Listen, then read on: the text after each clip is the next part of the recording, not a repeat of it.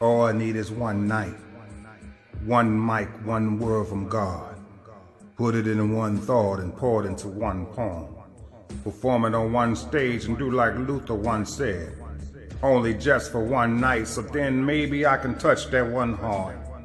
That beat is that one soul that belonged to that lost one. Who carried that one gun, who murdered that one mother's son and that one sister. That strung out on dope.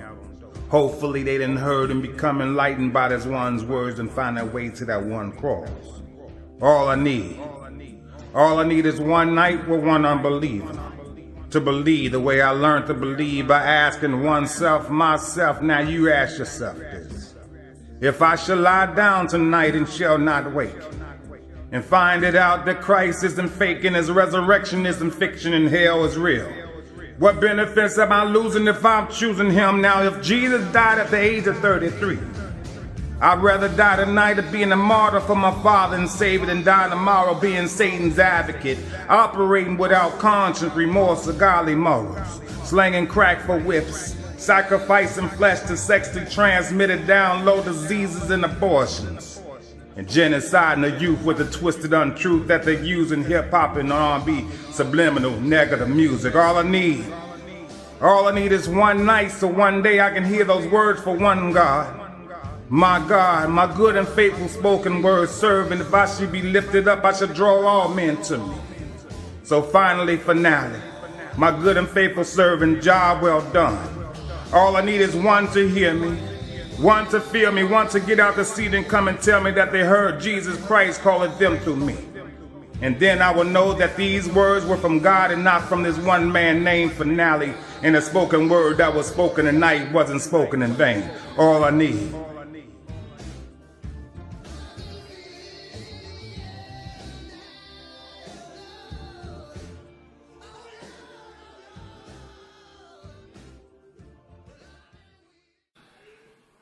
That burn deep down inside of me, want to know my pain, how about my final thoughts? Walk my walk, step by step in the life-size issues of my life and living. Carry the weight, total load. Bear my fault, make it any better. You can best believe when he took a sip of 3 and be inebriated by 7. Carrying on with that old drunken sad song. Hey, your mama should have raised the pregnancy from the very beginning when she knew giving birth to you could be fatal. Those are the harsh and mean words that kill the dreams of a dreamer. All words be detrimental to the mental of a young male nigga growing up in the ghetto, but that's okay. Dare your dreams not to be afraid. Spread your I believe I can fly wings and take a leap of faith. A faith that shall not faint. Flap, I gotta be free wings. Break loose from the cocoon, the cage bird that sings. Black butterfly, take flight. Mount up on eagle wings with your head held high to the skies. With your eyes are fixed on the eyes that watch even over the spirals. The one that got us out of the bondage of Egypt. That light that got us out of the darkness of the slave days of the South. That bright morning star, young star. Let that be your compass of guidance. Let it be your compass and fly. And fly. Soar. Soar. Into your future tomorrows. To your futures tomorrows. Fly. Some wonder why we praise him. But when you're going through a Shadrach, Meshach, and Abednego experience, gone through some tests, some trials, some tribulations, and to come out only unscathed, that's why we praise him. But when you're going through a Mary and Martha experience, a season of bereavement, of losing loved ones and friends, but then there's a day when joy will wake up and find you and wrap his arms all around you. That's why we praise him. When you're going through a David situation, battling a Goliath, a giant situation, battling divorce, cancer, medical, financial situations, but to realize at the end of the story, does anybody have a remedy for this misery? If you don't, can I reach you and teach you? Now, did I mention my sister? Maybe at the beginning. They found her body in the basement of an abandoned building. Damn near mutilated, gang raped, hands tied, bound and gagged.